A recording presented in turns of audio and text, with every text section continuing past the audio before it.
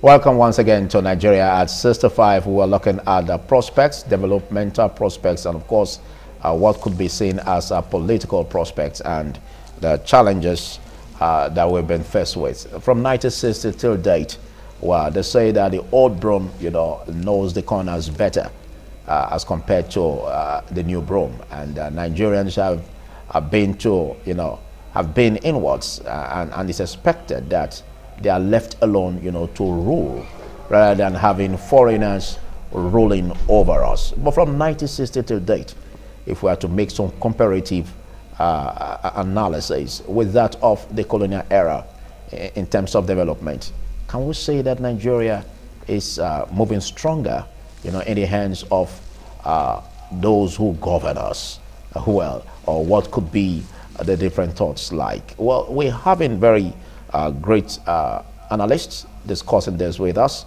We have one from the academia and another from, the legal profession. And together we will be having some cross issues that we need to put on the crucible and see how that can bring about development. Don't forget that it's upon you and I to continue to dot the I's and cross the T's and make sure that Nigeria is better off for it. And starting immediately from my immediate left, I have a lecturer from the Ambrose Alley University. He's a political economist and, of course, a political analyst. And he is Ibrahim Momo. Big thanks for coming, Ibrahim Momo, and happy independence. Thank you for having me. Happy independence, Philip. Happy independence, Nigeria. It's a pleasure to be on the show. All right, and next to him is a legal practitioner that will help us to get some clarity about, the laws on how to get it right in our political history and, of course, future. And he is Emmanuel Obakbolo. Big thanks for coming. It's a delight being here. Good morning, Philip. Good morning, Nigerians. All right, let's take our minds back from 1960. Although we know before 1960 we had the colonial rule. And I don't think it's right for us to even make comparison because that shouldn't be seen as what we should be looking into. But again, what have we been able to do ourselves, ruling over ourselves, having local politics, having our leadership localized in 65 years? Is there something to be happy about? Well, quite a number of things to be happy about. Even though Nigeria is still punching below its capacity, below its belt, but for some it is an empty cup, but I think that Nigeria is a half full rather than even an half empty cup. First, Nigeria has consistently maintained his status as a regional hegemon. Nigeria is, with all due respect, about the most powerful country in Africa. Nigeria is the most populated country in Africa. And that population is about some of the best quality we have anywhere in the world. Nigerians are about the second most educated demographic in the US, outside of Nigerians. So Nigeria has brought about global stars, particularly in the socio-cultural sector, whether it is in sports, whereby the Nigerian football team has stood shoulder high around the world, both male and female. Whether it is in entertainment, music, we are seeing global Grammy award-winning stars coming from Nigeria. And then when it's in the global space, Nigeria has produced another Secretary General.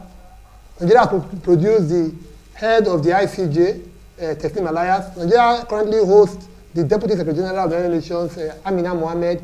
Nigeria has the WTO produced current WTO General Ngozi Okonjo. Nigeria has produced some of the very best people in the world.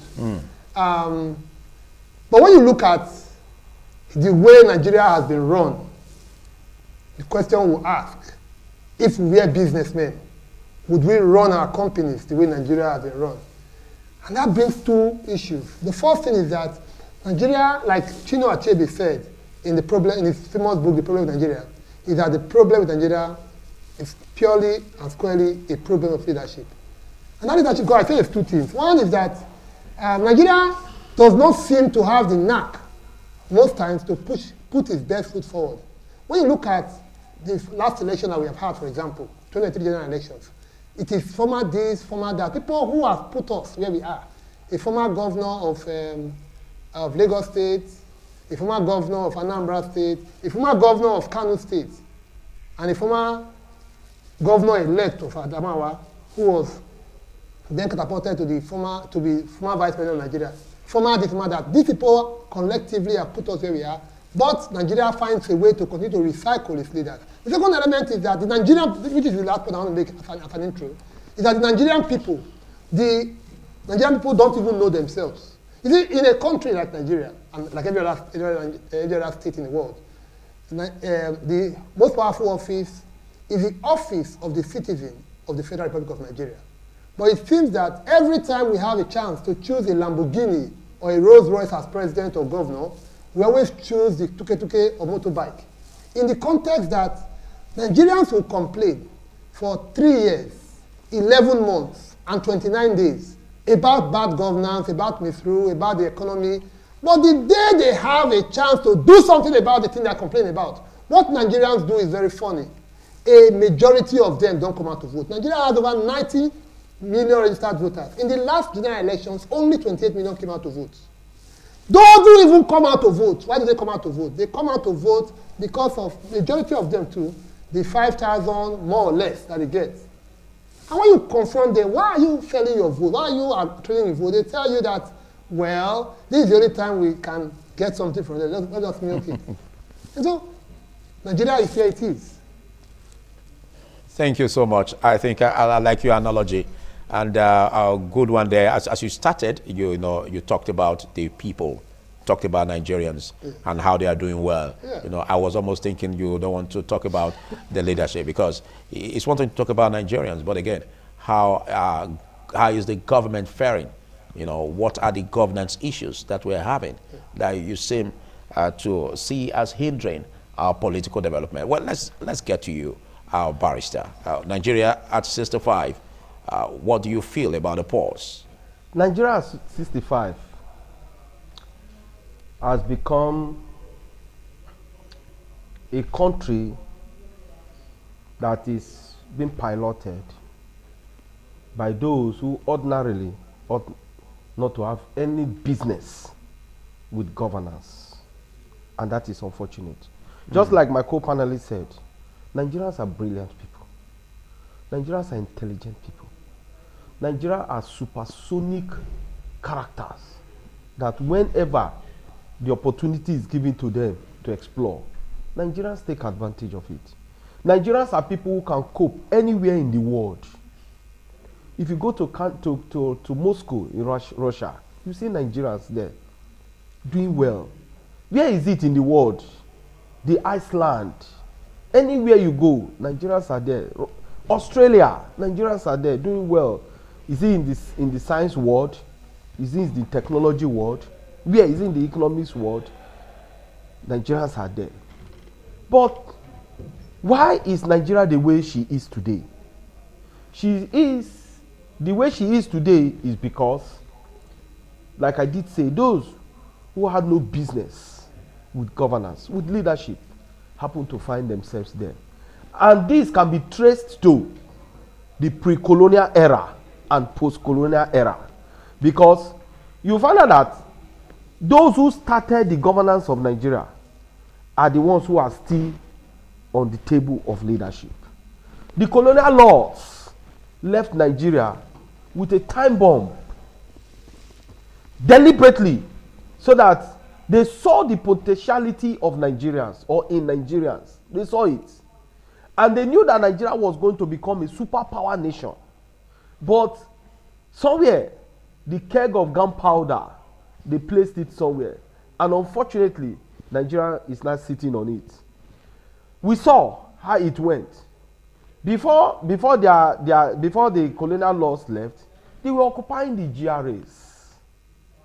And when they were leaving, they handed over the GRAs to the prospective leaders, who now started from where they stopped. And here we are, those who are intelligent, those who are brilliant, those who know what to do at the right time, are not given the opportunity to explore. And that is why today Nigeria is like the creeping child. She's refusing to stand and walk. Because those who occupy the seats have decided to hold onto power for eternity. Because the only way they can survive in this kind of atmosphere that they have created by themselves is to hold onto power. Because without power, they will be irrelevant. They will be like the dried leaf. And those who are supposed to be there to pilot affairs, to ensure that this country is taking somewhere near perfection, those persons are not given the chance. So at 65, absolutely, just now, with regards to leadership, we have nothing to offer. Yet, the people are wonderful people. Okay, well, quite interesting. And though I know you're going to view it from the pessimistic perception, just like he viewed it from the optimistic perception. But let's critique what you said, you know, about those who are supposed not to have anything to do with the business of politics are those who govern us. What about those who are supposed to have business to do with politics? Where are they? What happened to them? And again, does life just give you opportunities, or you seize these opportunities? What do you see as how this has, you know, panned out from 1960 to date? Because he said some who are not supposed to have business with politics, they find their way leading us. What happened to the other few? Well, the first point to make is that power is never given. It is taken. It is not that in the context of the Nigerian state, some people will sit down in their houses and people will come to them and say, okay, come and take power. It's not given. The people, I think the number one challenge Nigerians face is the lack of political socialization. I have said on this program, you anchoring, sometime in the past, that people don't know the value of their votes. That is why they sell their votes for a party song. And in today's Nigeria, our vote is valued at 3,650,000 naira. That's available. But that same vote, somebody would trade it. I'm against vote buying on a very serious note. In fact, if you look at how much INEC budgets per vote, it's about 23,000 per vote. Per vote. The ballot paper, the training of the ballot person, the calculation is done. So, but even that INEC budget is not even enough, because INEC does not budget the transport I will use, the time, the cost of the time I will spend there. Yes, the dedication. So the total value of our votes, and how do I come about our votes? Somebody who's going for office is going for a 4-year term, which is 48 months. And in Nigeria, you have a minimum wage of 70,000 naira. So if you multiply, if the man is going to earn a salary, a monument for 48 months, and you are willing to sell your vote to put him there, shouldn't you get at least the equivalent of 48 months of minimum wage? And if you multiply 70,000 times 12, and then times 4, you're going to get over 3.6 million naira. That is how valuable our vote is. But the average Nigerian does not know the value of his vote, that's why he sells his vote. Number 2 point around the issue of why is it that seemingly those who ought not to be in power are those in power, and those who are in power are not anywhere, that should be in power. It's also the issue, coming back to the point of political socialization. You see, people get the kind of leaders they deserve, with all sense of responsibility. Nigerians are getting the kind of leaders they deserve. Really? Because if Nigerians sit up... You mean we don't deserve good leaders? Because the crop of leaders we're having. I'm a Nigerian. The crop of leaders we're having, not encouraging. I have to put on record that I'm a Nigerian. In Nigeria, suffering from the misrule of bad leaders. And I still point out the fact that every time we have a chance to choose our leaders, who do we choose? Who do we choose? But do we have good ones even among those that are out? No, to be chosen? No, the thing is that... That's another challenge. One of my... Or is it about the system? One of my prof in the past once mentioned the fact that one beauty about democracy, it's not like it's perfect. It is because that it gives you the chance to correct mistakes when you make them. You see, when there is fidelity of election, when elections are free, fair, credible, and transparent, what happens is that even if you mistaken, if the people collectively vote in a wrong leader, I want to talk about leader, it's not about the president. Nigerians make the mistake of thinking that everything rise and fall on the president. No. He's the number one. The kind of governors we have. Yeah. Nigeria is a federal state. It's on record. And in fact, Nigeria's federalism is unique. It has 3 tiers recognized in the Constitution. Yeah, starting with the federal. Yeah, federal, state, and then local. So the attention first is on federal. Yes, no, but I'm saying without excusing the president, whoever the president, whether it is Buhari at one point in time, or Jonathan, or Obasanjo, or Yar'Adua, or the current one, Tinubu, yes. Without excusing the president, Nigeria also has significantly 36 state governors. Nigeria also has, though comatose, 724 local councils are also headed by chairmen and councillors. Exactly. So, when you look at that structure, Nigeria has all it takes, structural-wise, to succeed, on paper. So, does the system and the people allow the best to put our best foot forward? The answer is no. Are people who are complaining about bad governance, every time they have a chance to vote for a leader, they're looking for the money bag. They will tell you, I have said somewhere recently, that it's not the duty of a senator to distribute keke napep, bags of rice, ram or goats, or to share whatever they think that they are sharing, fridges, sewing machine. It is not the duty, that is tokenism. It is not the duty of the legislator is 3. 1, to make good laws, to make laws for the good governance of the country. 3, to ensure oversight, to ensure that those laws that are made are implemented. And then thirdly, to represent the people. They come from a constituency. They are representing their people in the National Assembly. Now, if, for example, on a ground game now, you see that the Benin, Ekpoma, Auchi, Abuja road is bad. Who do you blame? Oftentimes, people blame the president. Very often, that's what people do. Because or the Benin, it's a federal road. It's a federal road. Yes. But the reality is that we also have federal legislators. The budget is called an Appropriation Act. It's a law. They make the law, including the law of how to spend money. But they don't execute it. Don't forget. They don't know. Every constituency in Nigeria gets a constituency vote. Every constituency, money is voted to every constituency. Rather than using it to address the critical infrastructure gaps or critical issues, they believe more in tokenism. Because in reality, there are people. If the senator engages in road construction, rail construction, power grid building, and then abandons maybe giving out keke napep, giving out motorbikes, grinding machine, the ones that are hailed, she's working. I saw a video of Natasha Akpoti Uduaga that she shared keke napep, grinding machine, and they were saying, we have never had a senator like this. Whereas that same constituency, the roads are bad. That same constituency, the schools are dilapidated. Money was voted to that constituency. But what do they choose to do? And that is that tokenism that our people are even training. So the bottom line is that when you are saying that, when we say that those who ought to be there are not there, and those who are there, those are not there, the question we are not actually asking ourselves is that, who do the people want?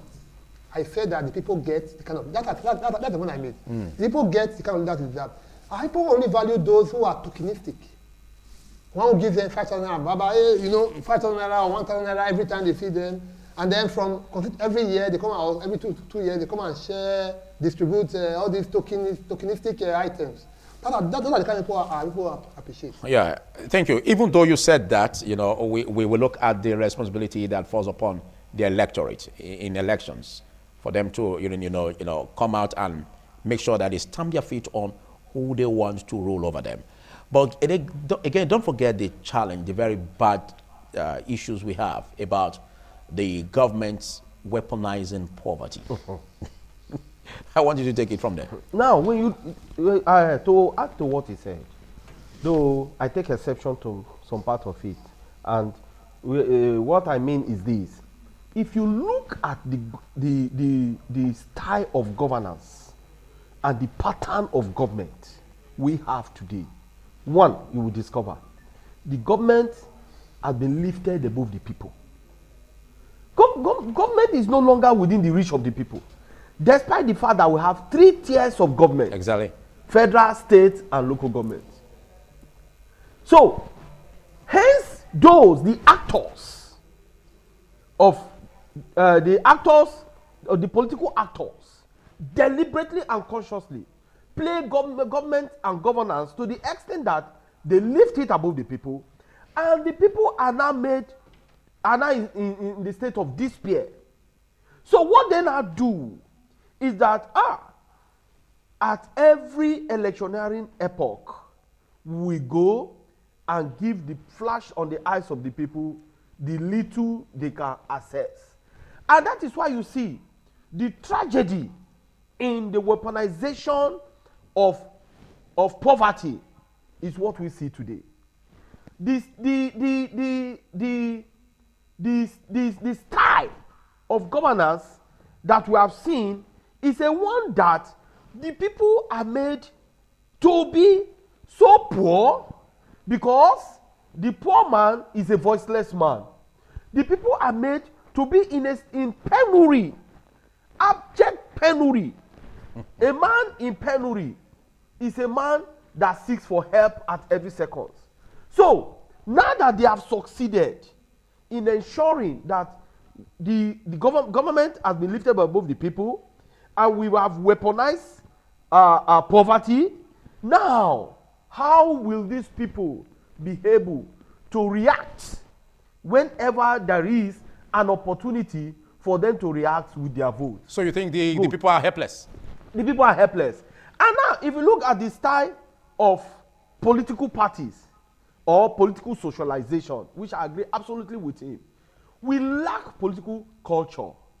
And as such, the political parties themselves are so helpless to the extent that what they do is to give to the highest bidder.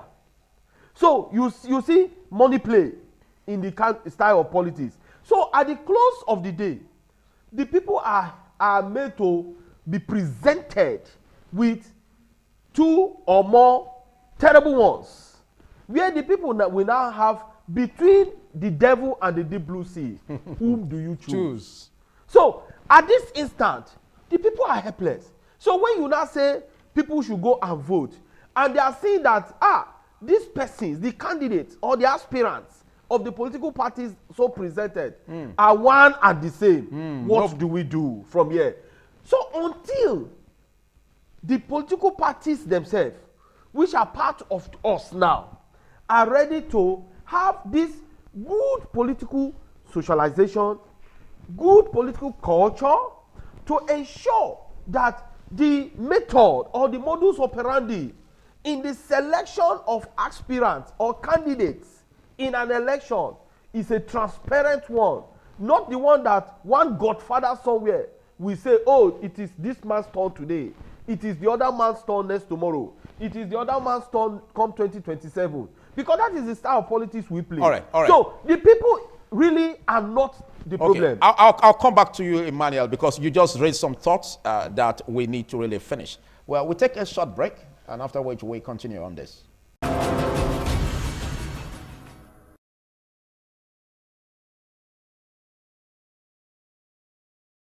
Well, a special edition of TMI as we look at Nigeria at 65, and we are still trying to trace our political history to identify where the problem is, because all isn't well with Nigeria.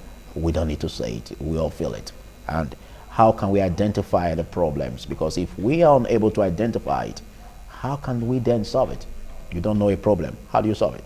So looking at it, we still have our guests with us in the personalities of Ibrahim Momo, a lecturer at Brosali University, political economics, and of course the legal luminary we have here that will help us to dissect the legal document of the country is also with us in the person of Emmanuel Obakbolo, looking at Nigeria at 65 political prospects and developmental challenges. Well, you were drawing an analogy before Ibrahim Mama would join in that. We were drawing an analogy, about the problems that we're faced with. Again, we see it as a domino. One bottle fall on the other. Before you know it, the entire bottles are down. He drew an analogy that it's not just about, the federal government, but we should look at subnational. Good enough, you drew our attention there. But who is the number one of the country? Is it not the president? It is. Now let's also trace what system of government we have, which is the presidential system of government. and the way it drafts powers to the president, because everything still revolves around the president. And again, do you see the document we have, the constitution we have, as what could be a related problems that we have? The constitution is the foundation of our problems, particularly the 1999 extant constitution. And that's why you see, when you have, it's like business. When two or more persons go into contracts, and the contract document that binds the parties in that contract, when that document is faulty, it's a foundational one. To my mind, the said constitution we have today is not a constitution. How? And what do I mean? Take for instance, the extant constitution has 67 powers. 64 to the executive. 64 to the executive. Yes. 67 powers it has? Yes. And from that 67, 64 to the executive. Wow. 1 to the legislature. 1 to the judiciary. The remainder one is shared between the executive and the judicial and the legislature. Invariably, you are saying that the executive has 65 powers. So the problem we have are with the drafters of the constitution. And who drafted it? You know the language. We want to go there because that is that constitution legitimate? The constitution was given. Is it from us or from the military? The military, of course. And they were so crafty enough to infuse in it the preamble. We, the people of Nigeria, do give to ourselves this constitution. Who? How? And that was why there was an ample opportunity during the President Goodluck Jonathan era, where he come up with what he called the Sovereign National Conference. Of course, of 2014. Yes. That though we had great minds who represented the people of Nigeria in that conference. The question I ask now, where is that document? Himself made an error not to have implemented that document. In his time. Though many persons argued that look, we have a National Assembly that was functional. We had a House of Representatives, a House of Assembly that was functional. We had the legislative arm in the local government level that were functional.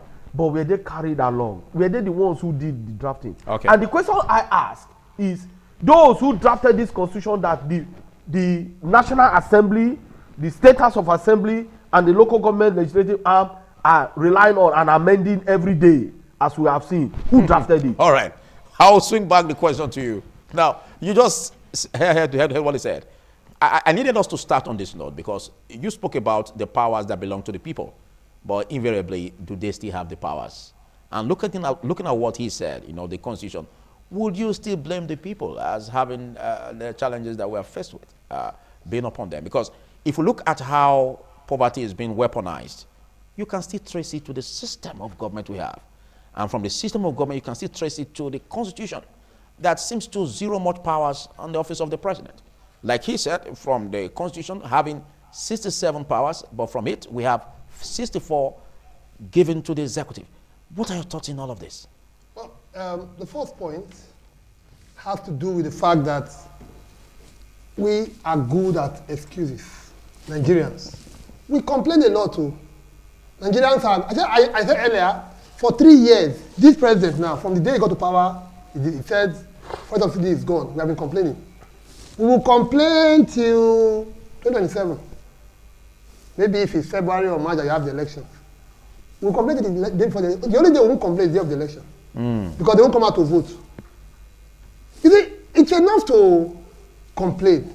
But it is much better to do something about that thing you are complaining about. Don't you think the people are helpless outside the elections? Because even if we want to add up the elections, it's one thing for them to come out and vote. It's another for the results to go the other way. We've all seen it. The elections are largely a reflection of the people's votes. May not be entirely, there are challenges. Look at it. If you look at when Buhari was on the ballot, it states like Kano, Kaduna, Katsina, Sokoto, they are given 5 million votes.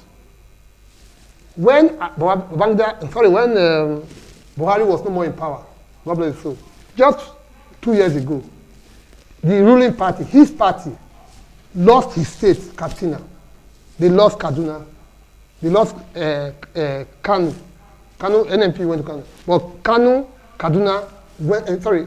and Katsina went to PDP. Kanu went to NNPP. The same party. So these are excuses can make them for one. The reality is that our people like. Let me talk about Obi. In the entire South and Southeast, only 2 states. And Obi did not win. He didn't win Rivers and he didn't win Akwa Ibom. Sorry, he didn't win Bayelsa. But he won every other state. Out of 11 states, he won 9. Even won Lagos because of the, of course, the large population of opposition figures, supporters there. So people won largely where they are strong. Largely they won there. So you can argue that the process, of course, there are manipulations. There are. Even in the US, there are manipulation, but it is largely a reflection. People don't agree with this kind of unpopular facts because it touches you where it pains you. I can use if an additional 2 million people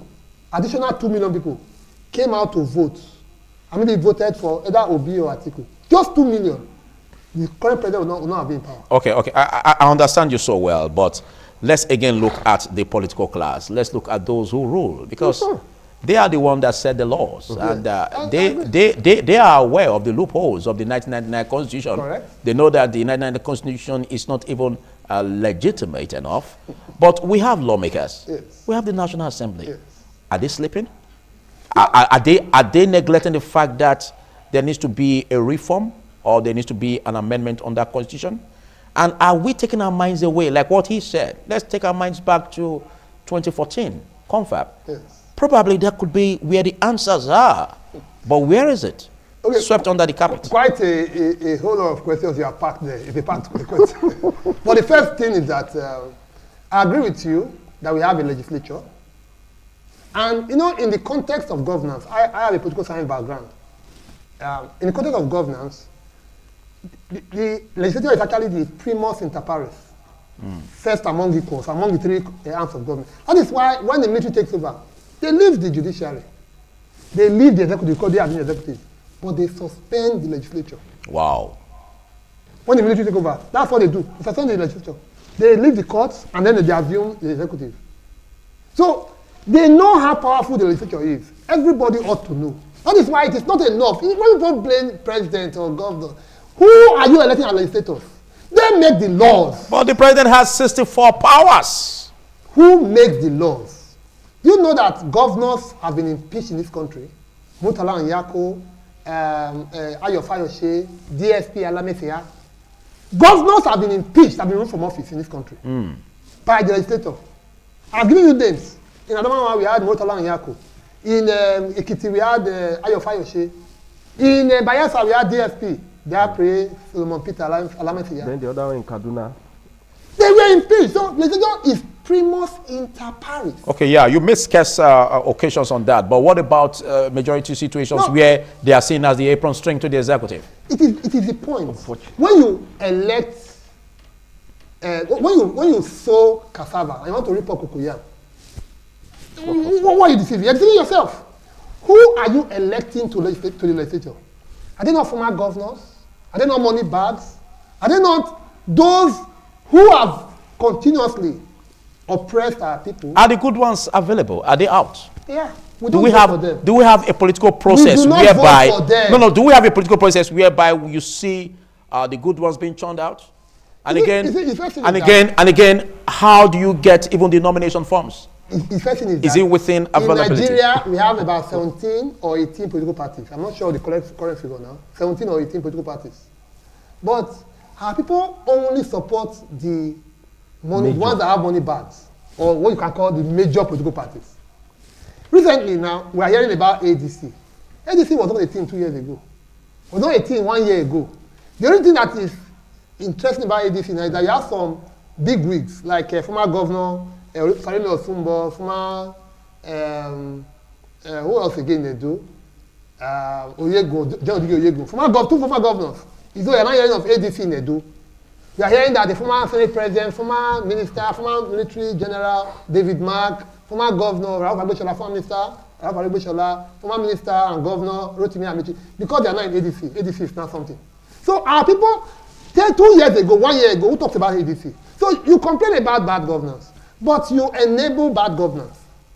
A lot of people don't want to hear this, painful fact. You mean the people? People. The people enable bad governance? Yes. When you support those you know and do not have your best interest at heart, and then you come around and complain. So you don't believe that from the way the political actors are performing in offices, you don't believe that they are weaponizing poverty? I'm saying you don't believe that they are making the people helpless? That facade yes. of helplessness, I don't buy it. I know a lot of people who don't vote. I know a lot of people who did the voters card because of the free ID card. If you want to do a national passport, you pay. If you want to do driver license, you pay. The one you don't pay for, that's recognized, is the voters card. People have the power to change leaders, to put bad governance to check. But what are they using it for? We can complain all we want. It's a time for introspection. My take is that Nigerians should look inward. Where are we getting it wrong? It's not about blaming the other man. Nigerians have continuously gotten the kind of... People might argue against that. Okay, but if we still continue to banter on this, Nigerians will want to, have a change in constitution. Nigerians will want to revisit the 2014, report, confab. Yes. But don't you see the leaders, present-day leaders, as deliberately avoiding the question of making progress? How do you put the people to that on the blame game? You see the point? Jonathan, that concert conference, we say 2014, it's actually 2013 to 2014. It was in January or February 2014. That was when that concert conference was concluded. And it was handed over. We had at least 1 year, full year, to implement. In his time? He didn't implement. He did not implement. He had 1 year, 2014 as a whole, and then early 2015. Those elections were held on March. That's 12 February, that's March, February. I don't just think that I'm a political scientist. The powers that be probably prevented him. Which they did. Again, you have come with the excuses. I want you. We're going to find a compass point. We'll find a compass point. The powers that be indeed prevented him. Okay. However, himself did not understand the dynamics, the mystery of power. Or his hands were tied. His hands were not really tied. He didn't understand the mystery of power. He never knew that he had so much power vested on him by the Constitution. Okay. He never knew it. And that, to my mind, is not an excuse to him. I am not defending him, and I cannot defend him, because commonsensically and legally he ought to have known. He had an attorney general who was his legal advisor. What type of advice were they giving to him? Now, when you look at the pattern of politics we play in Nigeria, the singular reason why those who ordinarily ought not to have anything to do with power are there is because of the money bags issue. He just made mention of the new bride political party called ADC now. You see, because the money bags are going there, ADC is now making waves. Why? It is Nigerian style of politics goes around money. And that is the reason why those who get into office amass so much wealth to themselves. Because they believe that if you have so much money, you can turn woman to man. You can turn man to woman. That is what we believe. And that is why you see poverty will keep ravaging the people. Because those who have the privilege or opportunity to get there and begin to touch money, they will touch it and take it the way they like. Look at a country at 65. Yesterday I was listening to the president. He mentioned 10 milestone achievements. And I shouted, wow, in my bedroom. Ah, have we achieved all this? One of them, the president did say that 330 billion naira have been disbursed to 8 million vulnerable Nigerians. And I asked, wow, how did they get this data of 8 million Nigerians, vulnerable Nigerians? And what is the statistics? How did they come about all of this? Who did they give all of this money? Let them make publication of the names, their bank accounts, how they arrived at this. So you see, if you begin to probe that 330 billion naira, probably we'll find out it's in the pocket of one man. Misappropriation. Just as we saw under the humanitarian minister, under the leadership of late President Muhammadu Buhari. So all of this gimmick, all of this drama, is because somebody feels that, oh, the only way I can sustain myself and survive the next political era is to amass so much wealth. So let me embezzle. Yes. So now the people are helpless. Okay. That brings us to the aspect of fighting corruption. Because it's upon the government of the day to find a lasting solution to tackling this aspect of corruption. You pinpointed the aspect of misappropriation of funds. Now, we have a present-day government where figures are being read out in humongous amounts. We have a present-day government where we continue to, borrow, even though a political economist here will say that there's no problem in borrowing. But not forgetting the fact that these monies that are being borrowed stand the risk of being misappropriated. Now, we have a National Assembly that is supposed to check, embark on oversight functions, checking the executive that seem to be sleeping on duty in court. I beg your pardon. But let's see how to address this issue. You made mention of the powers allocated to the president, for instance. And again, we keep talking about the people are helpless, although he doesn't believe in that. And I don't think I believe in that too. But let's look at the aspect where we can give more power to the people. Do the powers of the people only end at elections? Don't they have powers through their representatives at the National Assembly? And even if these powers are there, how can the people checkmate their representatives? And what is the bottleneck system, or what is the challenges that they may face, or the hindrances they may face in recalling these representatives? I want you to anchor it on that point. Now, if you look at the document called the Constitution, I have said here that it is the foundation of our calamity. This Constitution, with this Constitution, power is not resident in the people. With this extant Constitution, power is not resident on the people. The office of the people is not recognized by this Constitution. What makes you say that? We, the people of Nigeria, give the people, the Constitution is not people's oriented. But the Constitution says that we can recall any representative that does not follow suit. That is in black and white. In practice, how do you go about it? Where a country where the political actors have hijacked everything. They hijacked, even the legislators are confused. Legislators who will go and be singing and be reciting, on your mandate we shall stand. Legislators, if they are serious minded, would they be doing that?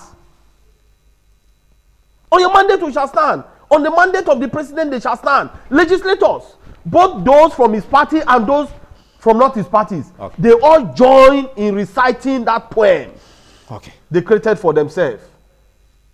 And is it the same legislators you want to carry out an oversight function? How can that be?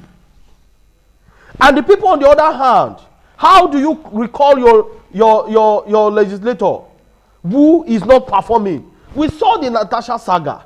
Herculean. We saw it. Even when they tried to manipulate. Even the Senate leadership couldn't.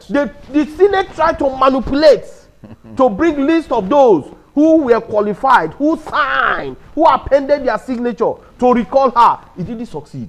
Why? Because it is a cumbersome exercise. And that exercise came from where? the Constitution. So are you trying to say that even if the people want to make changes in that respect, they will It will find be it a very Herculean? Herculean task. Then what are we doing with such a document? That is the question. And that's why this document favors those who have hijacked power. It favors them to the extent that they can do and undo. Okay. And that is why you see they are not even interested in getting a better document. Okay, I'll come back to you. Now I want you to react to that. Again, there's a move. Even if we pretend it, it will happen. We saw what happened in Nepal. There's a move going on. If the leaders or those who govern us are not doing the needful, there's a move going on. So how do we prevent that move whereby, the people who want to take it by force? We had challenges of the NSAS, and each time we are having some protests, we still see all of these issues. How can the National Assembly, or how can we get it right in a situation where the imminent danger ahead can be stalled? People don't want to hear the painful truth. We can complain that, okay, the president is, but we also agree here that the legislators are the ones who have the power, to checkmate the executive. Those legislators, if we claim that we didn't actually choose our president or governor, okay, did we not also choose our legislators? Okay, I'll come back to you quickly. Let's quickly take a short break, and after which you have your say on that. Do stay.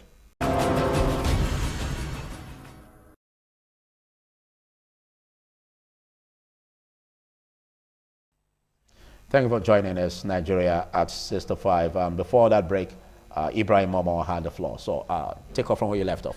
Yeah, I was asking the question as a prelude that if we claim that we do not have a say on who becomes president, can we also say that we do not have a say on who becomes the senator or the House of Rep member or the House of Assembly member or the councillor?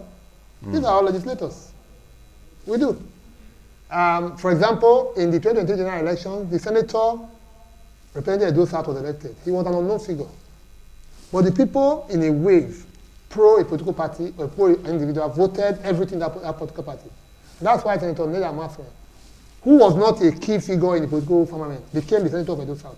Whereas they were battle-tested candidates from other major political parties. We had APC had DVD Oye, the guy won the DVD Oye, and then of course the PDP had a former legislator, a former member of NEDC. You battle-tested, individuals, election known, and the Labour Party won. So we do have a say, people. So I think that what we are missing is the fact that we are referring to that concept of personal sense of responsibility is what is lacking. Our people must take ownership of the electoral process because everything right. So you cannot of course, there was one point he actually didn't even make about the recall process. You must get 50% plus one of verified voters in that constituency that can to remove. The constitution says 50% plus one. That's half of every registered voter. They will verify them in that constituency. When you have about 28% or 25% or even 20% voting, how are you going to get 25% to 50%? Because it's docile. How do you get 50% to even recall? You can't get 50% to vote. If you recall that you don't get 50%. No. So, but the reality is that every time we are electing our leaders is not only the president. I won't make that mistake. If you elect a governor, for example, you like the governor or current governor, you don't like him, that the governor is constructing that flyover around the Ramat Park. It's something that we see about governors. Say, okay, governors actually have a role to play.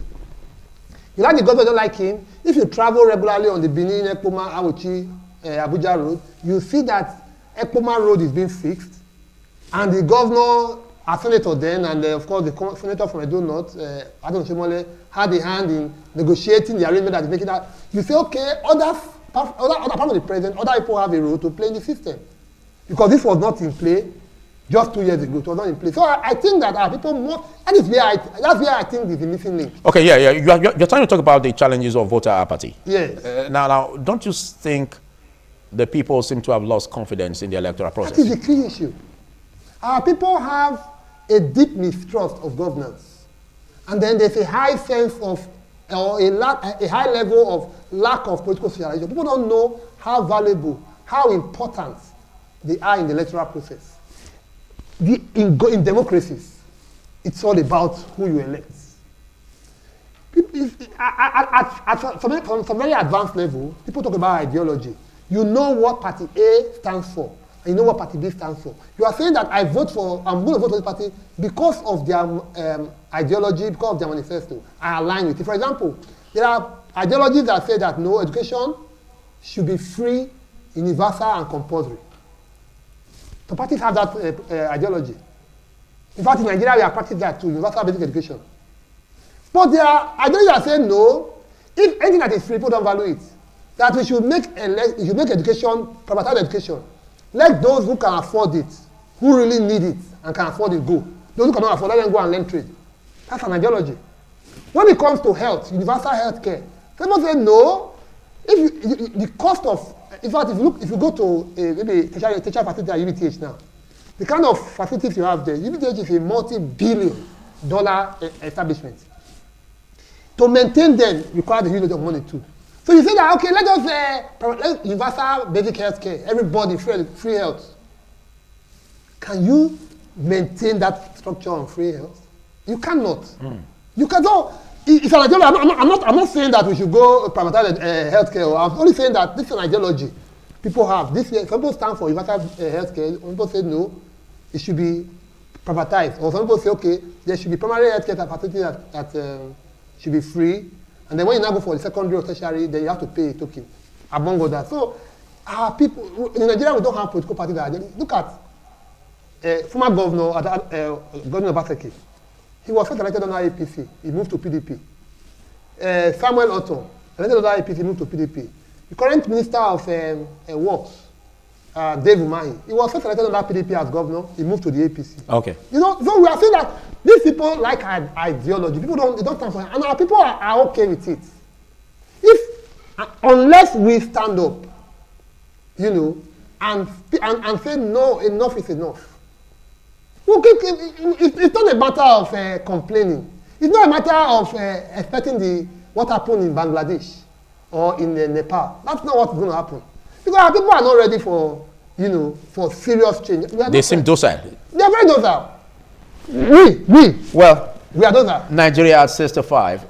That also shows the political participation by the citizenry. How participatory are we in the political process? And we look at the headroom in elections. If there is increasing numbers in voter apathy, basically it's going to give unscrupulous politicians the opportunity to rig elections. So, but if we turn out en masse, you know, in our capacity, that will be difficult for the unscrupulous politicians to ever, you know, attempt rigging it. But let's get to the role of the judiciary in elections, where elections are being undertaken, and then litigations take the process, and then judgments come. There's this impression that the judiciary only ends up in upturning the decisions made by the electorate. How do we tackle that aspect? Or do you concur with that? Because from recent judgments, you know, there seem to be issues surrounding if the laws or if the beavers, you know, really speak to the issues, or what is obtainable as regards anyone that has issues concerning the, you know, elections. What is obtainable as per evidence is being brought to the court, and the court using technicalities to put down evidences. So what are your thoughts in all of this? The challenge we had in the last general election, particularly the presidential election, 2023 presidential election, at the tribunal, was that the INEC guidance and rules was not captured by the Electoral Act. Right. As regards to beavers, the transmission of results, yes, okay, was not captured. And to my mind, I said, and I'm still standing on it, rules and regulations are not mere cosmetics, they are laws. But the courts, in their wisdom, say, no, they are not. They are mere cosmetics. Wow. But the question we are asking now, as the extant electoral act capture that rules and regulation, now, 2 years to the next general election, that's I say no. But that goes back to who? The legislature.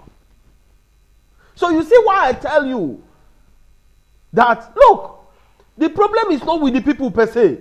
Is it the people that will come and force the legislature to ensure that the extant electoral act captures that? Is it the people? But it's not wrong to say that the people share in the blame.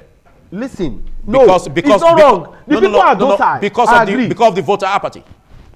See, that is one of the ills that we need to correct. Voter apathy can only come out of misinformation and misunderstanding of the procedure of a particular thing. Some persons are feeling, oh, my vote will not count. That's what, when you interview them, that's what they will tell you. They'll say my vote will not count. Why will I now go and cast the vote? But they should also understand that some unscrupulous politicians may want to use that as a way to hoodwink them in a way that they wouldn't come out to vote. Because if they continue to say that their votes won't count, it means that positive changes won't come. That is what it is. And that is why we are not seeing any change. Or are we seeing change? Or talk more of changes? See, the thing is this. As far as I am concerned, we do not have political parties. Okay, the judiciary. That's the question I asked you. Now, judiciary. What's the role of the judiciary? The Is the judiciary helping the matter or worsening it? They are worsening the matter. And you know why? It is more dangerous for the judiciary to determine who wins an election. Wow. It is more dangerous. Because you saw the last election where they came from and said, oh, the law does not recognize transmission of result via RF, which is true. And those who went to court, we are arguing that no, INEC told us they were glitches. What happened?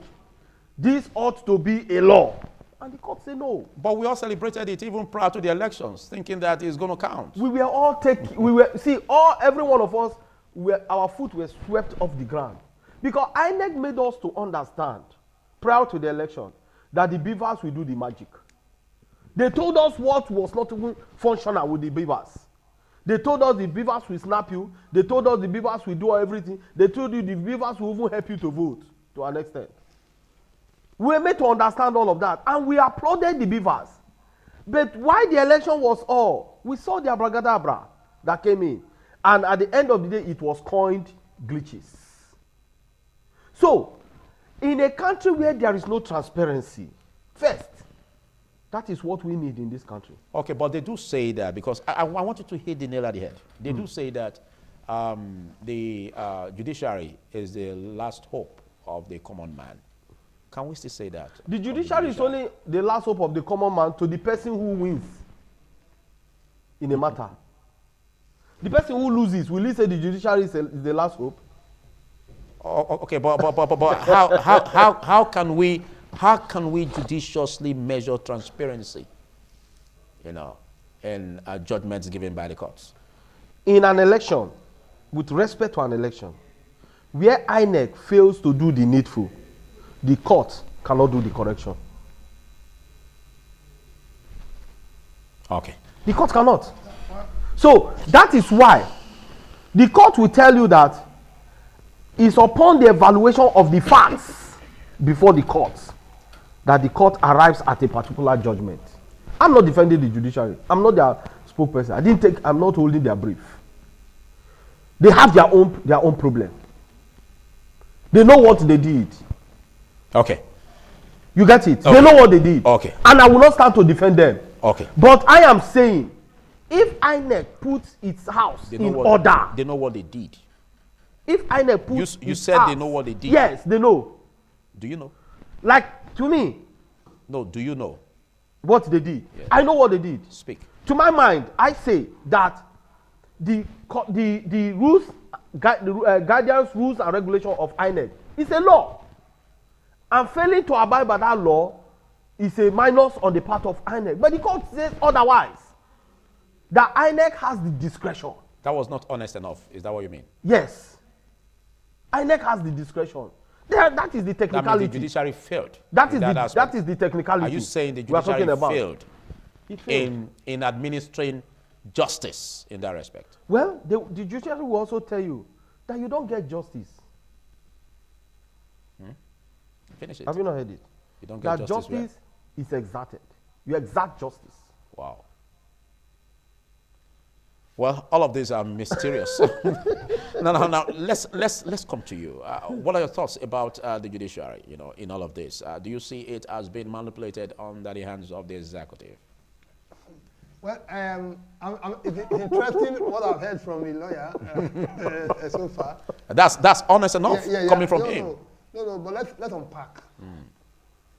First, the IREV, the Result Viewing Portal. That is what it is, Result Viewing Portal. It is not Result Collation Portal. No. So when the courts that you are pillorying now, court says that it is not the place for collation of results, are they wrong? That is what the law says. It is a Result Viewing Portal, IREV. But that also behoves that the figures that you get there will be tenable. When you now have... This is not where you get results you get figures there, and then later what you get on the documents are different. We are not talking about INEC here. It is the shade that you gave to the courts that are trying to address. Okay. I'm not talking about INEC. And INEC, of course, we are seeing the kind of failings INEC has given. In fact, they are failing.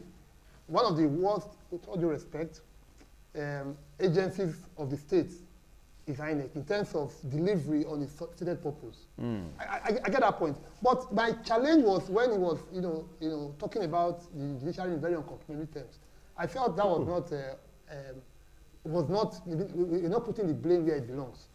If the court says, for example, that as it is, those IREV, those results input was meant to view results, not to collate. There's a process of collation.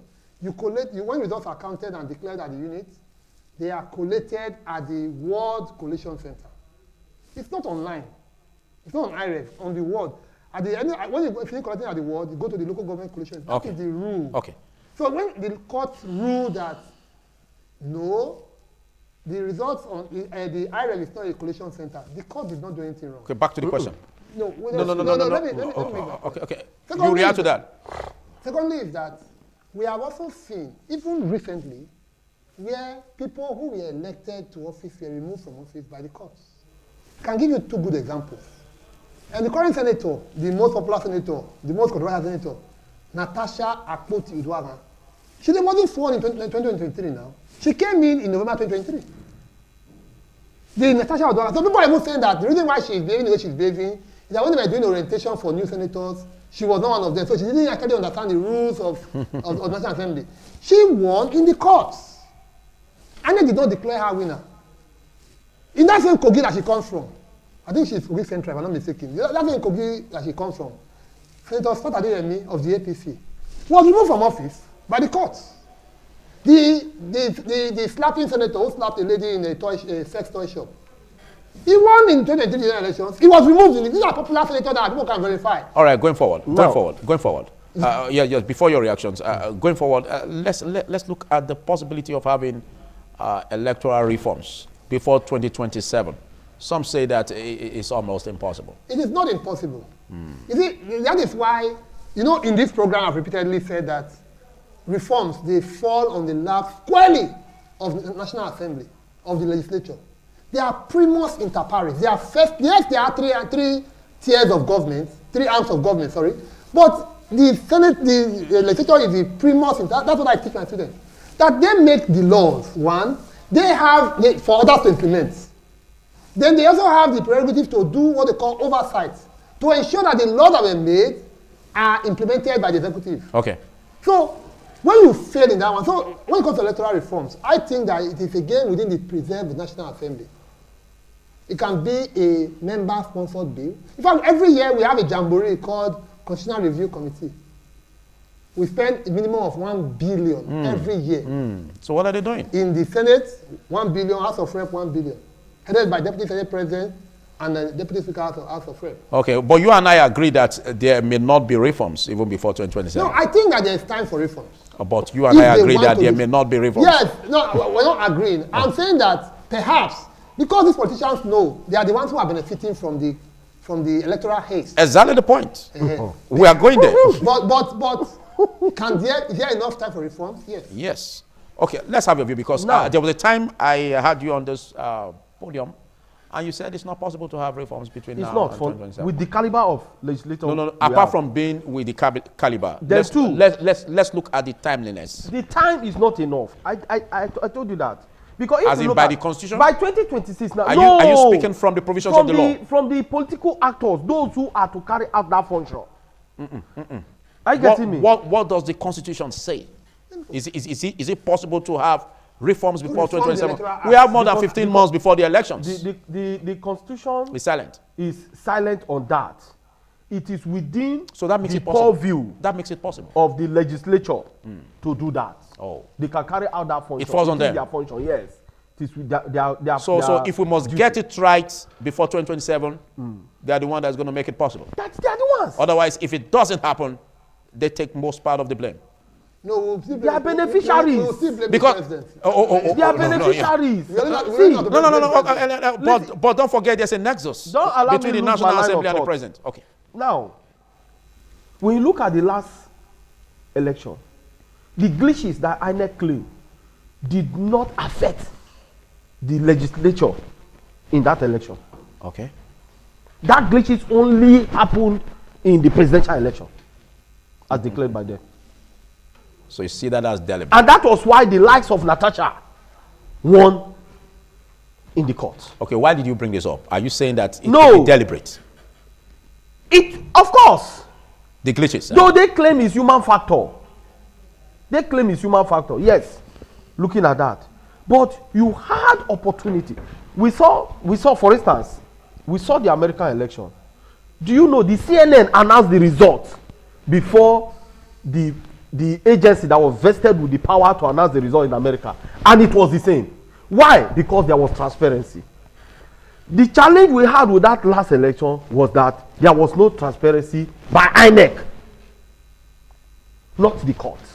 And that is why I said that it is more dangerous to allow the court to determine who wins an election, where in the first place there were glitches as declared by INEC. Okay. That is an aside now. Okay, no, not aside. There are also some who believe that the court also used technicalities to reduce the powers of the electorate. At times, the court will in the judgments they bring about. At times, the court will look at public interest. Public interest. If the judgment goes this way, what will be the interest of the public? What will happen to the public? Okay. They look at it. But where by executive influence? Where by executive influence? Are you avoiding that? Executive influence is there. Dominance. With even the powers vested on the executive, as I have said.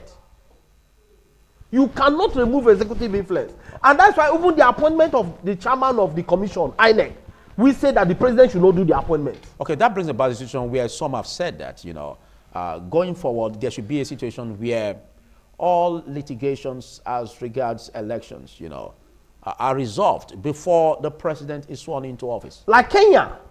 That's what happened in Kenya. But is that possible by the constitution? It's very much possible. But just now, the constitution and the electoral act does not capture that. Does not capture that. So it's not possible.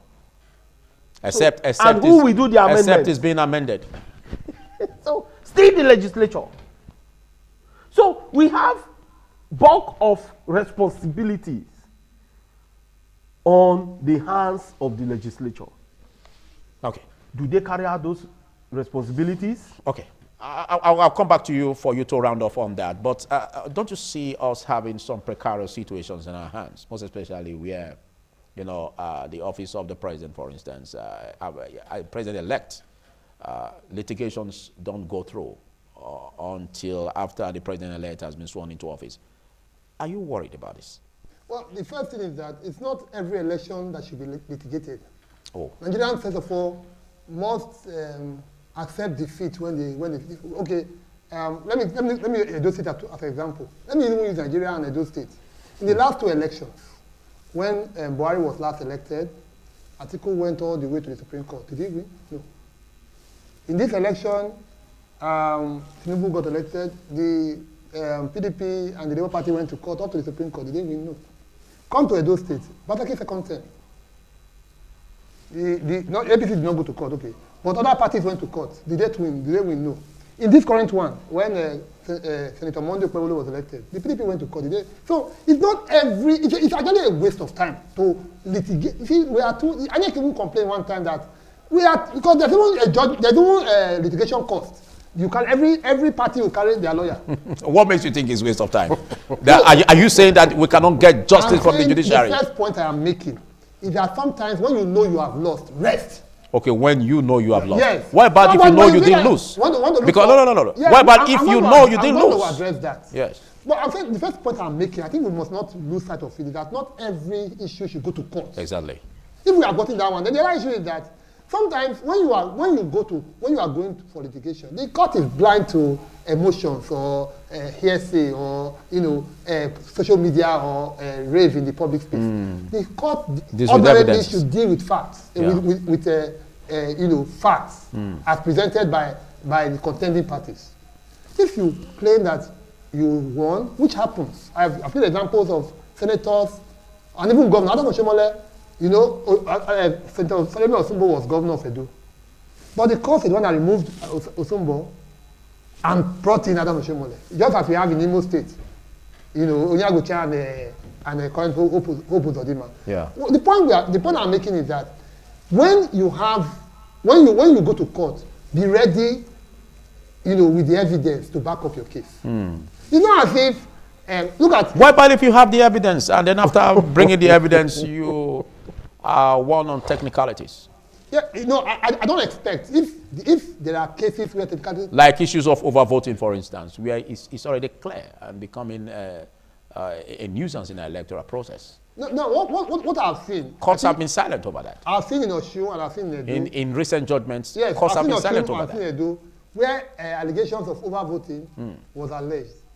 But sometimes when there are parties to an issue, you call on the evidence and you have maybe varying opinions, varying results. The one the court will rely on, because the court was not the one that conducted the election, oftentimes is the certified true copies. So if you claim overvoting, but the CTC copies are presented does not back that claim. You see, the law is not an emotional thing. All right. People have won cases in court. Governors have won. I've mentioned Adam Oshomole, for example. I've mentioned Hope Uzodinma, for example. They're not the only ones who have won in court. Probably depends on where the power tilts to. No, we have also seen senators. this one now, Natasha is PDP. Because some have said that even in the times of late President Muhammadu Buhari, yes. Former president, Yes. He never wanted to influence the judgments of the court. He was never allowing his influence on any agency or any arm of government. But can we say that of this present government? Well, I'm not in a position to say that, because why I'm saying that, no. I don't deal on emotions. If you have noticed my interventions, it's not an emotion. I see what's going on Twitter, on Facebook, and I look beyond it when I make my analysis. I have given 2 examples. The case of Natasha Akpoti-Uduaghan. She is PDP. She went to court. APC was sworn in as senator. She went to court and defeated the APC. Okay. This is a fact that you can verify now. She's still PDP. She has not moved back to APC yet. Or she has not declined to another party. She's still PDP. All right. But she won in court. Okay, let's have your say. I take that as your final remarks. Let's have your say of the present administration looking at influence on the judiciary. I do not think that if any other administration in Nigeria pretended not to influence the judiciary, this one will not do that pretense. They will influence it. Oh, wow. If they have the opportunity. The thing is this: if INEC put its house in order, okay, there will be no room for any influence whatsoever. Thank you, Emmanuel Obakpolo. Big thanks also Ibrahim Momo for all of this. I think you've shared your thoughts already. Thank you. All right. So this is much we can take when I get to Lagos Network Center where Messalina is ready to take off from where we left off.